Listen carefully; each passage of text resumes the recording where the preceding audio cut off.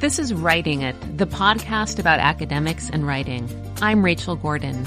Here we aim to make the process of writing and publishing a bit more transparent and a bit less overwhelming.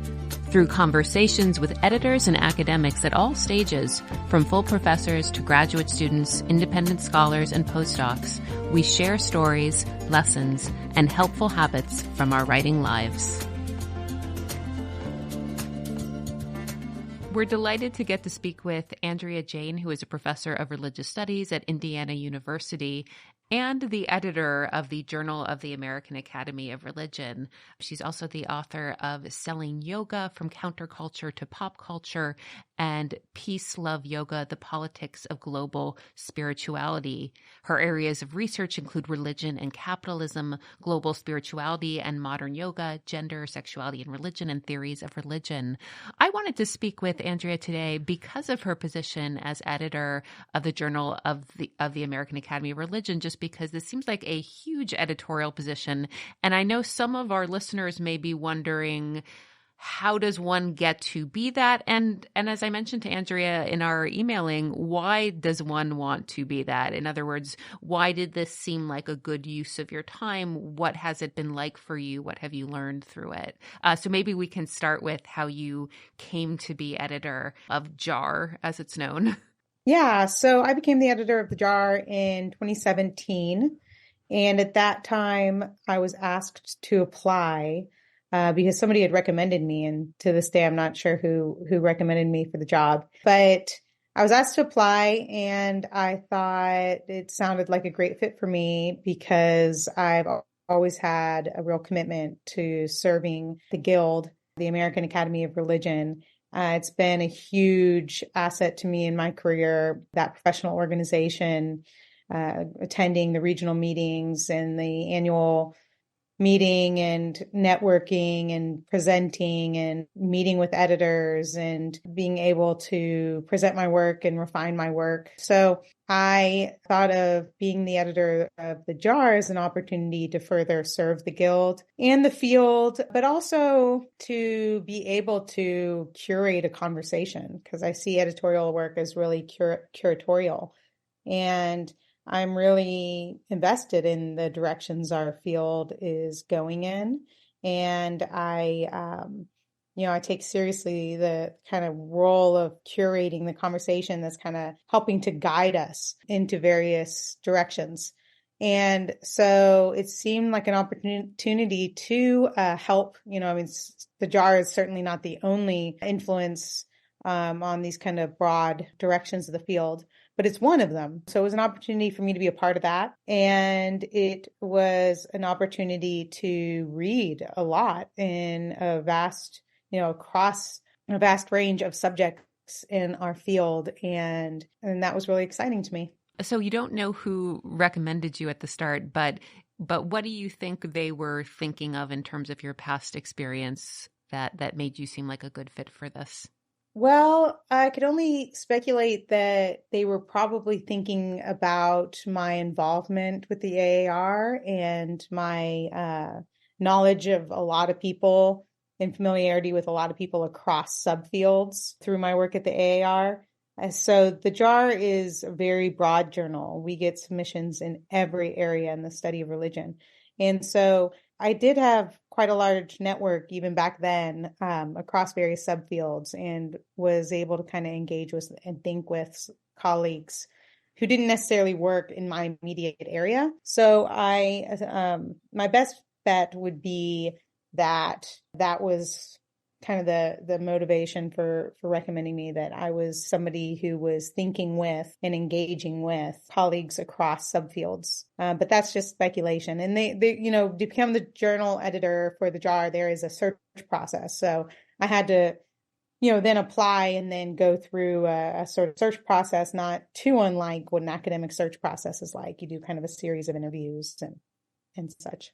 Interesting. If our listeners are thinking that's something they might want to do in their future, what do you recommend they do to prepare themselves or make themselves seem like a good candidate?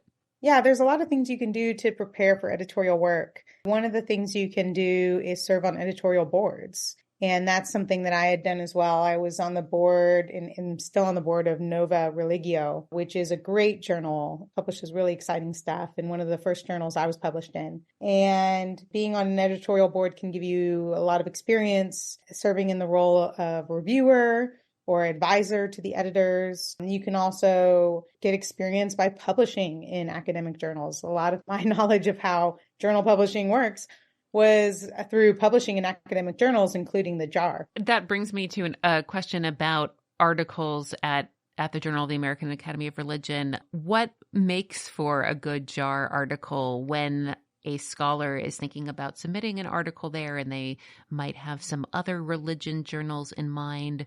What kinds of things would make them think, actually, the JAR is the right place or it's not? What should we have in mind about what makes a good research essay for your journal? The JAR publishes, like I said, in every subfield, but because we have so many specialized journals now, we try more and more to publish articles that speak beyond their immediate subfield or specialization. So that doesn't mean it can't be still pretty specialized. But I'm looking for some kind of intervention in terms of theory or method that would be applicable or of use to people in other subfields.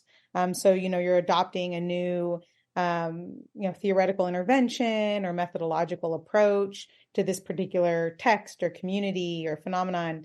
And then that's something that could be of interest beyond that immediate subfield. And so, I'm looking for, I usually frame it in terms of some kind of intervention and an ongoing conversation in the field that is of interest beyond one's specialized area. And has your work editing affected your own writing, do you think? Oh, yeah, it affects my writing all the time. I think that reading, and especially reading with an editorial eye, where you're really attuned to detail, makes you a better writer. I would say in two ways. Number one, just stylistically. I found that I'm learning all the time to write better, just by, the authors I'm reading modeling for me what good writing looks like and what bad writing looks like too. So I'm learning from a stylistic perspective how to be a better writer, how to be a more accessible writer as well, because again, I'm working at the JAR where we receive a lot of submissions in areas that I'm not a specialist in, but I still have to kind of get the gist of it. I have to be able to understand what I'm reading. And so I'm becoming better and better at identifying what is clear writing and what is not. And then the other way is in terms of content. I'm constantly, working on editing an article and pausing to make notes to myself because I've come across something that I think could help me make the argument I want to make in my own work. A resource, a conversation I was unaware was happening that I should be engaging with or responding to. So in terms of style and content, I find that my editorial work definitely improves my own research and writing. Yeah, I've noticed that too. Even just reading my colleagues' work, it's very helpful for the reasons you're mentioning, what they model and the scholarship that they're pointing me towards that I hadn't known about before. Also wondering about how your work as an editor, how that fits into your day, your other responsibilities as a professor, your own research. Is this an everyday kind of job being the editor of the JAR? Or how does it work in your schedule? Well, I will say that I have a certain amount of privilege as the editor of the JAR. Because it's such a huge established journal, we do have a budget for course releases. So that helps tremendously. I could not do the work of JAR editor without course releases. And a lot of editors don't have that privilege because they're smaller journals and they don't have the funding. So the work of being editor of the JAR affects me very differently than the work of being an editor of a lot of other journals affects them. I'm able to do less teaching and focus on the JAR. And then the JAR work is absolutely daily. I would say that it I kind of joke that my research is like 50% of what I do professionally. My journal work is 50% of what I do professionally. And then the teaching and the other service get like squeezed in somewhere, somehow. Being the editor of the JAR, we get hundreds of submissions every year. And I don't necessarily take a close look at all of them because some of those submissions are just real obviously immediately not appropriate for the journal, and I can make a pretty quick desk decision on them. But anything that is published in the JAR, anything that makes it to publication, I have read every word. And that goes for, the journal articles and the book reviews, even though we have a separate book review editor, because I think of the JAR as one cohesive whole. I like to read every word and make sure that everything follows our style guidelines as they should, and so that I can get a good sense of the trends of what we're publishing in and what we're not. So that's a lot of pages every year that I'm reading and editing very closely. So yeah, I spend time every single day, every work day at least, on the JAR. And it's amazing to me that you're able to keep up still so much of your own research, as you described through the breakdown of your work. In a way, I wonder if the journal sort of feeds your excitement to continue your research, just because you're seeing other people produce great scholarship, and maybe that's a constant inspiration for your own. Yeah, I think it is. I definitely get energized by the editorial work. I think I do, like some people, get energized by the classroom. Mm-hmm. I don't think of myself as a phenomenal teacher. I enjoy teaching. I get a certain amount of energy out of it, but the way my colleagues talk about teaching, some of my colleagues who are just really, really good at it, mm-hmm. and just put an enormous amount of thought and effort into designing their courses and coming up with new pedagogical approaches, I just can't relate to that. But when I talk about the editorial work to those same colleagues, they oftentimes can't really relate to that, on the flip side. So for me, the editorial work is very energizing. And I'm thinking all the time about how the journal could be better, how we could be attracting more submissions and better submissions, how we could be highlighting what I consider to be important conversations in the field, in important directions in the field. And I just definitely take away from that, a certain amount of energy that then I get to put to use in my own research and writing. I'm curious too. I mean, you're the editor of this really prestigious academic journal. Is writing for the public beyond the academy, especially given that your subjects, your areas of research are, I think, so interesting to non-academics too. Are you also interested in this more, I guess we use a bunch of adjectives to describe it, but accessible or public scholarship? Is that something that is important to you or that you have time for? Well, I think that for me, making my personal writing accessible is important to me because there's a certain element of the elitism of academic culture that I'm uncomfortable with. I teach at a public institution, an urban campus. I'm on the Indianapolis campus of Indiana University. And I love that. I love that when I go to the university, I'm not stepping onto a college campus where everybody looks the same or comes from a similar socioeconomic background, or there's a whole lot of privilege and lack of perspective. I really enjoy working with a vast range of students from all different backgrounds. And I feel like that kind of resistance to elitism comes through also in my writing and my desire to make my writing accessible and to speak to topics that are important to people beyond my scholarly community. And so with the journal editing too, I definitely read for clarity and accessibility, though I also honor individual authors' place in that, because we do publish articles in the JAR that are not very accessible, that are very much speak in an elite scholarly tone that wouldn't be accessible to a broad audience beyond the academy. And I want to honor that in different authors. Not everybody sees themselves as speaking to the public or as necessarily accessible. And I think there's value in a lot of different types of scholarship. So the JAR doesn't have to be all that, even if I think it's important and I want at least some of it to be accessible. Yeah, you mentioned before your own interest in editorial and how this is sort of where some of your passions as a scholar are. I wonder if you could give us an idea of, how you would advise if a earlier stage in their career scholar was in your office and saying, I'm thinking about an editorial position in my future, what would you be telling them? Consider it if you are a person who likes this or feels you do these things well or wants to be doing more of these things. What are the things you would tell us to consider? Well, I think first I'd say that you can't really plan your career around it.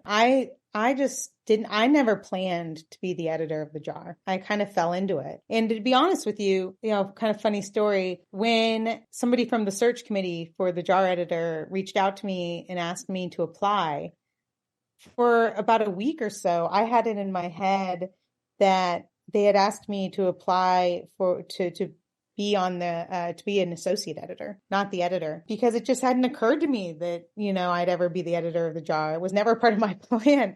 And I just kind of had misread them. I thought they were saying, would you consider serving as an associate editor for the journal? It's just there are very few editors. It's not for academic journals, it's not what a lot of people end up doing as a part of their academic career. So first, I'd say that you can't really plan for it. You can consider it something that you'd like to do at some point, and there's certain steps you could take to make it more likely. But some of it just kind of comes down to being at the right place at the right time. And otherwise, though, I think, again, serving on editorial boards would be an important way to get started. Not necessarily many, but one or two for a journal that's of particular importance to you.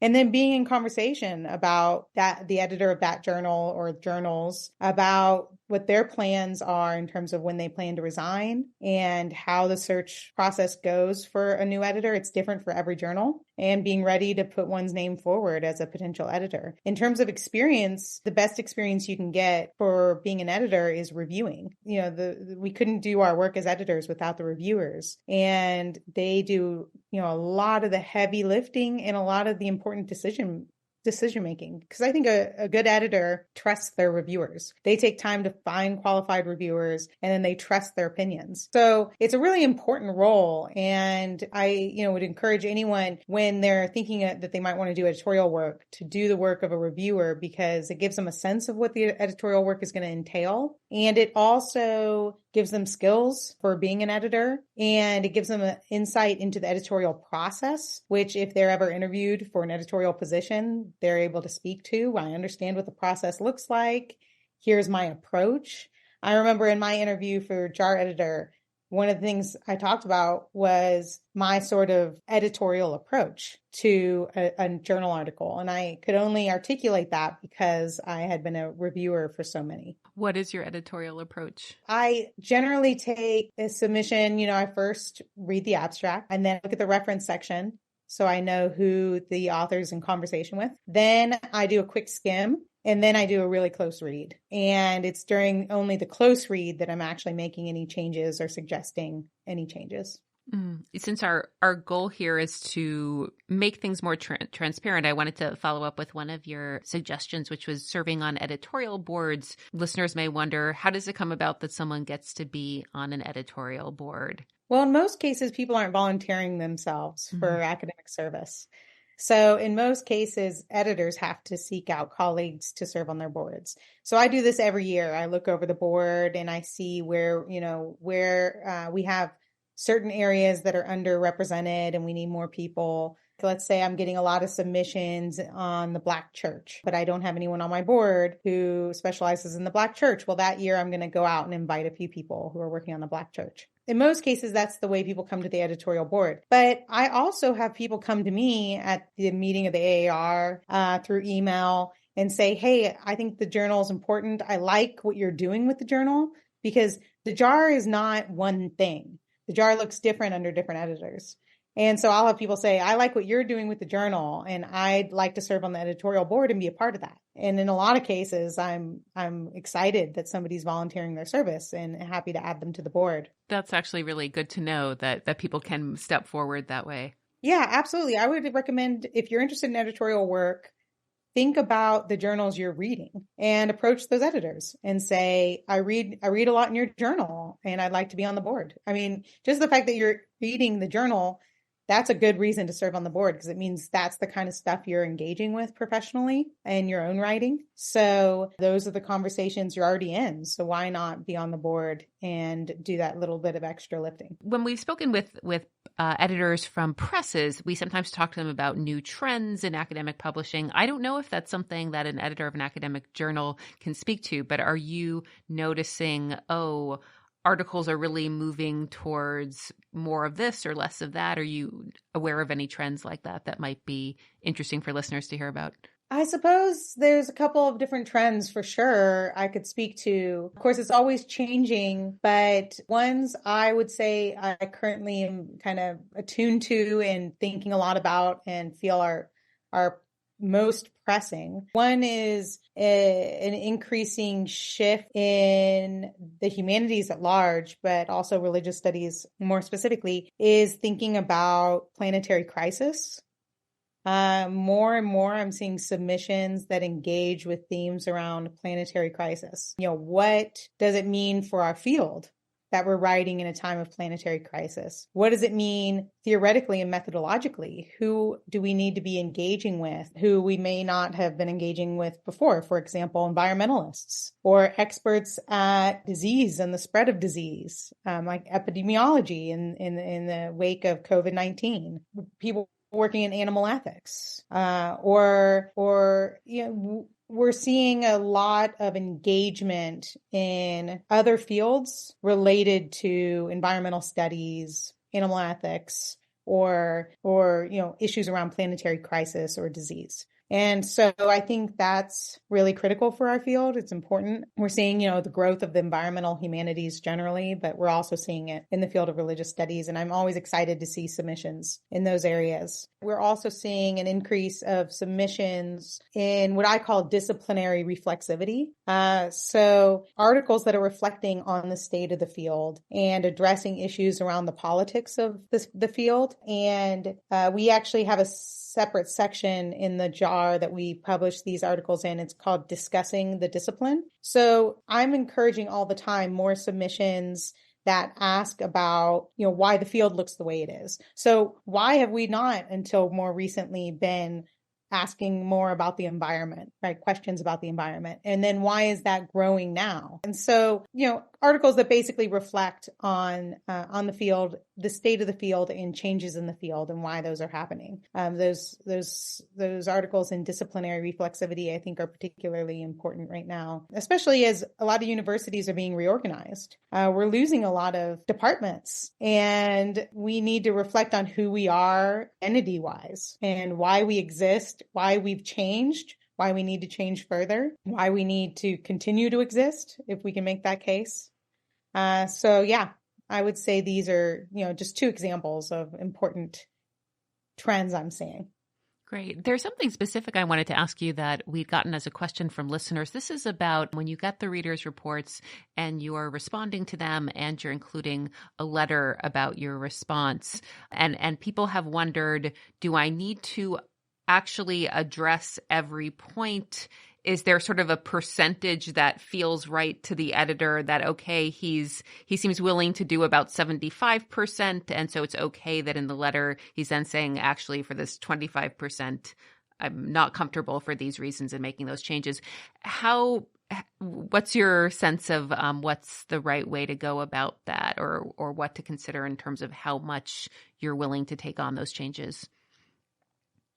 Yeah, I do not think there's a particular percentage per se, because it really depends on the situation and the case that the author can make for whether or not they're going to make certain changes. But what I do recommend to authors is that if you decide not to make a particular change that was recommended, then make a case for it. If you can make a strong case for not making 75% of the changes a reviewer recommended, then as the editor, I'm going to consider that, because you might be able to make a strong case. So it really depends on the individual submission and author and the reviewer's suggestions. But I do recommend that authors do take the time to write a response to the reviewer's reports and explain as extensively as they can why they chose to make certain changes and not others.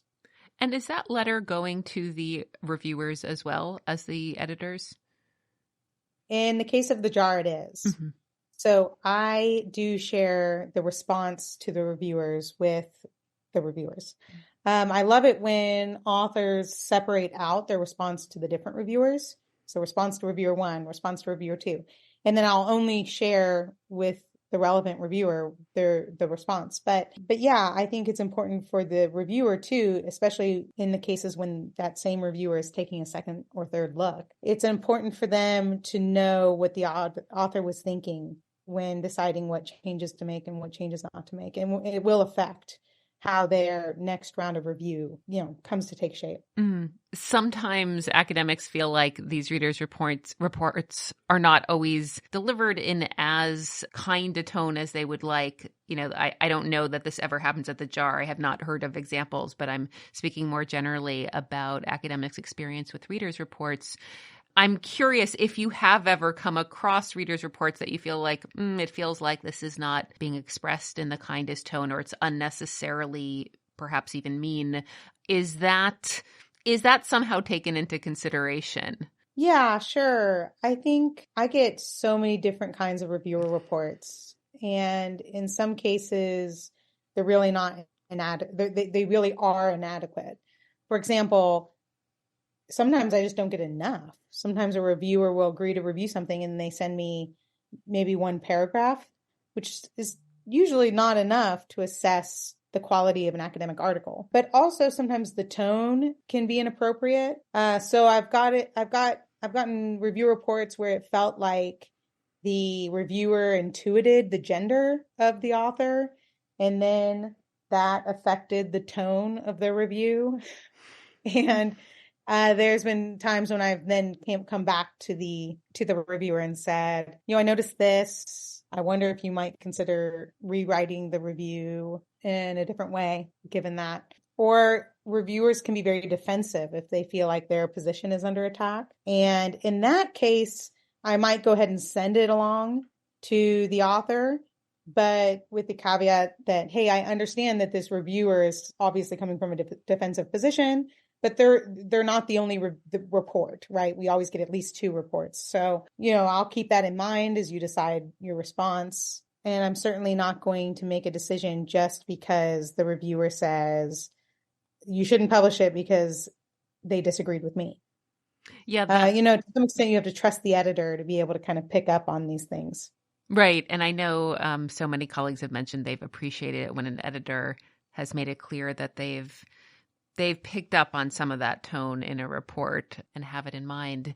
There's a couple of questions that we ask all guests, and one is if there's anything you wish you had known earlier about writing or publishing in your academic career. And for you, this might be very informed by your editorial work, it might even be things that you realize other academics would be helped by knowing earlier. So things I wish I knew about writing? About writing or publishing, since we are, in this podcast, we're pretty focused on academic writing and publishing. I think that what I would share is that you should not hesitate to reach out to editors. I think that a lot of people are hesitant to write to editors just out of the blue and say, hey, I have this idea. What do you think? Could this be a good fit for your journal? Or in terms of book publishers as well, could this be a good fit for your publisher? It's a book project. I think that authors are generally way too hesitant. And I always recommend young or early career scholars, when they're hesitating,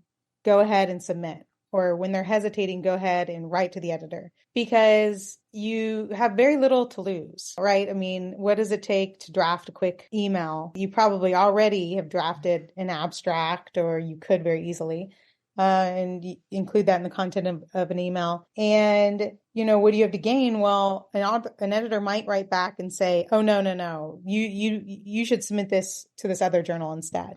And that would save you a lot of time, because the reviewer process is very long in most cases. And if you don't hear back, you just lost the time of writing an email. So I recommend that people talk to editors I also recommend that people talk to authors who have worked with certain editors. And this is even easier. Go to conferences and talk to your colleagues and say, hey, you published with Oxford. What was that process like? How did you get a hold of Theo? Or how did you get a hold of Cynthia? Where did the conversation start and how? And ask, in the case of book publishing, ask your colleagues to share book proposals with you, especially colleagues who have published with the publisher you want to publish with. Ask them to send you their book proposal so you have a template and this book proposal worked with this particular publisher. So I think that kind of conversation about publishing, that's the key. You need to be in conversation. Don't assume you know how to do it, because this isn't something we learn in grad school. This isn't a course we'll ever take. You need to learn by speaking to editors and by authors who were successful. Yeah, I think that's great advice. I have a friend who I think sort of does that type of thing of reaching out to editors even before journal articles she's submitting, and that just seemed like, wow, I'd never thought of that. And why not? And of course, we couldn't agree more with you. This is sort of the aim of the podcast, to have these conversations, because most of us were not taught about all of these processes and systems around writing and publishing. The other question we wanted to ask you was if there is a writing practice or habit that has been working for you recently. Oh, that's a good question. I've never been a writer who collaborates much, so I don't do writing groups. I'm like a solitary writer for sure. And so I think what has worked best for me is solitude, just chiseling out even a short period of time when I have solitude, which for me is very difficult because I am a journal editor. So the emails are constantly coming in, and I teach, and I have other professional duties. And I have 2 children, one with disabilities. And so the phone calls and emails and text messages for him are constantly coming in. And so the most important thing for me is finding solitude. And if I can find that for even 2 hours or even 1 hour and actually tune out from the email and the phone, that's when I get, productive writing done in an empty house, even away from my colleagues. So for me, that means not writing on campus, because finding solitude on campus is really hard when, students and colleagues are coming by and wanting to chat. So for me, it's about finding solitude at home. I'm sure it'll be good for listeners to hear, not everyone is a writing group person and that they're, those who get most out of the solitude. I'm curious, just to follow up on that, so many of our guests have said it's been important to get some kind of validation or feedback or sort of something that encourages them externally. Is there a point in your writing when you like to show it, or do you need some kind of external check-in about it? Oh, sure. I do share a lot of my writing at various stages. So I used to do a lot more public scholarship, and I'm not making time for that these days. But I used to write for things like for outlets like The Conversation and Religion Dispatches, The Eminent Frame. These kinds of places I think are great to submit early drafts that will develop into a book chapter or into a journal article. So for people who want to get their stuff out, that's one thing to think about, are these online outlets where you can publish and reach a pretty broad audience without having drawn up an entire journal article or book chapter. And then otherwise, conferences, giving conference papers is great. It's very generative in a lot of cases. So if you can attend conferences and deliver early drafts there, that's great. And then another thing, I'm lucky enough to be invited to give talks, do invited talks. And more and more that's become a space where I experiment with new material. And it kind of also gives me a deadline, right? Whether you have a conference or you're writing a piece of public scholarship or you're delivering a public talk, you have a deadline. And that helps you, it helps me, actually churn stuff out.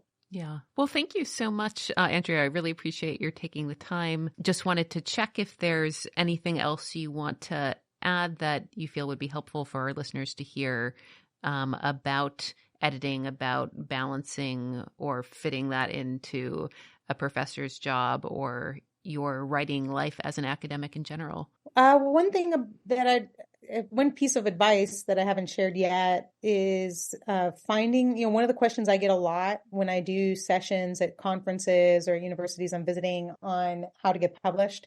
One of the questions I get a lot is, how do I know where to submit? And this goes, again, it's a really important question, both for book publishing and for journal publishing.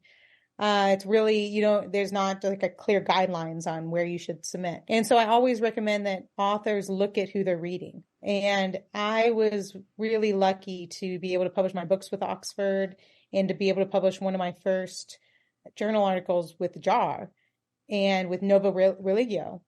And in all those cases, when I decided where to submit, whether it was Oxford, the JAR, or Nova, I pulled stuff off my shelves, the stuff I was reading, and looked at where the authors I was reading and engaging with were publishing. And that helped me to decide. And it worked. It worked really well for me. So I recommend that to people wondering, where should I submit? And then the other piece of advice I've been giving out a lot lately is just a general professional advice. You asked about balance. I just recommend taking more time off. I think academics can be very critical of the neoliberal governance we're all living under that says that our worth is in our productivity, but we also succumb to it, right? So even, we're aware of it, we tend to be critical of it, yet we succumb to it so easily, thinking we have to work all the time and not have clear boundaries. When I was a younger scholar, I would get up to nurse my babies in the middle of the night, and while nursing, check my email and reply to emails. And I just don't do that kind of stuff anymore. I learned that it's not good to not have time off, and we need rest, and it makes us better thinkers. It makes us much better thinkers to take time with our friends, with our family, with the things that bring us pleasure, good food or walks in the park, whatever it is. It makes us better thinkers. So I've been telling people to take more time off. That is great advice. Thank you.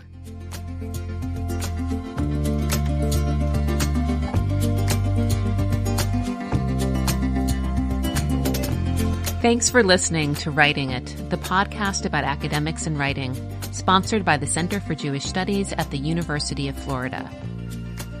Visit our podcast description to find out how to contact us and send us your questions about academic writing and publishing. Follow us on social media at Writing It Pod and subscribe to us so you never miss an episode.